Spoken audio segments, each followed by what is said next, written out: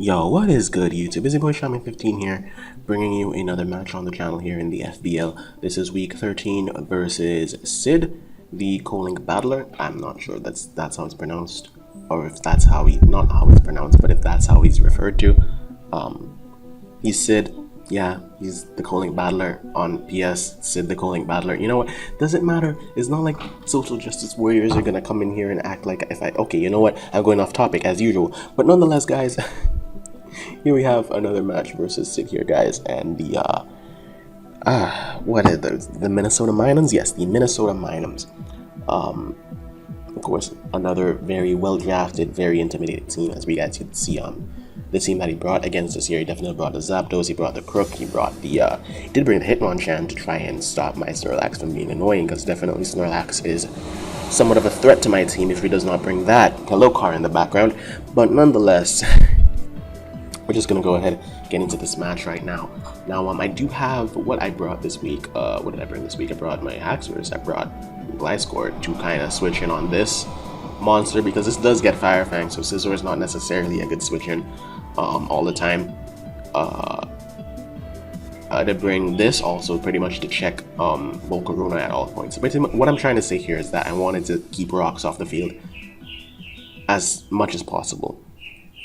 Nonetheless, I ended up leading off with my Gliscor here, trying to taunt the, was I trying to taunt the Crook? Yes, trying to taunt the Crook on the switch. He ended up leading up with, this thing. I do have my Snorlax at full HP in the back and this to check it, so I wasn't really scared, which is why I stayed in and pretty much went for, the Toxic here, as I decided, to taunt him, thinking he would go for more, but then again, he ended up just going for HP Ice. I'm not sure why he had that, honestly. In all honesty, I don't know why. At first, when I saw Hidden Power, I'm like, oh, Hidden Power Rock, he's predicting my Fletchinder come in.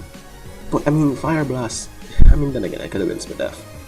I'm not Spadef, but I could have been. So maybe it justifies having HP Ice on this. I don't, but anyways, nonetheless, I end up losing him on at turn 2 there. I go to Young Valor here. He goes back out into Zapdos. I kind of predicted that, but I went for the Acrobatics because it was the safe play, and I do have Snorlax to go into, even if he does want to full switch here. Actually, my bad. I do go on to my my Liat instead. My Latias. I said drop a Draco there. Does a ton of damage as he goes for HP Ice. We eat that yummy. For those of you who criticize me for not taking Latios, I mean, look at that. Can Latios live like that? Probably, just with a little bit less HP. But point is, we drop another Draco here and we KO the Instinct there. Yo, that's cool. Team Instinct versus Team Valor.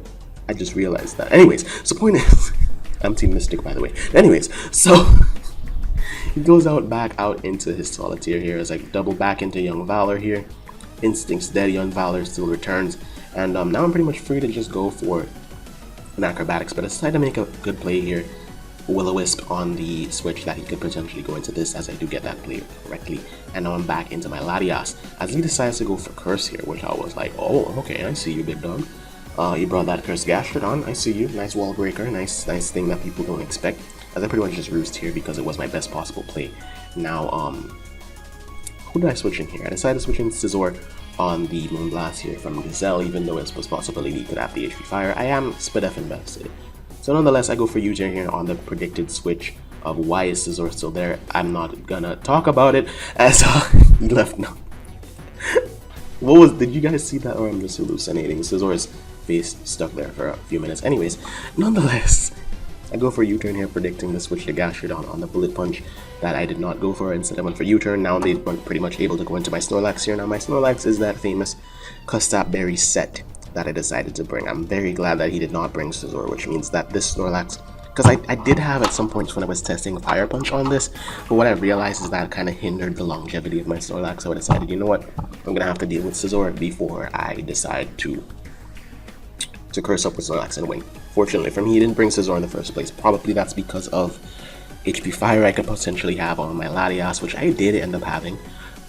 Potentially my Rotom Heat, which I did not end up bringing. My Fletchinder also was a pretty good check towards that, so he ended up not bringing Scizor, which is great for me, which means I could just curse up as much as I want, as I pretty much managed to get up to +2 right now, which is pretty nice, It did end up poisoning me though, but I mean, you know, who cares? I have rest, as you guys are gonna see right now.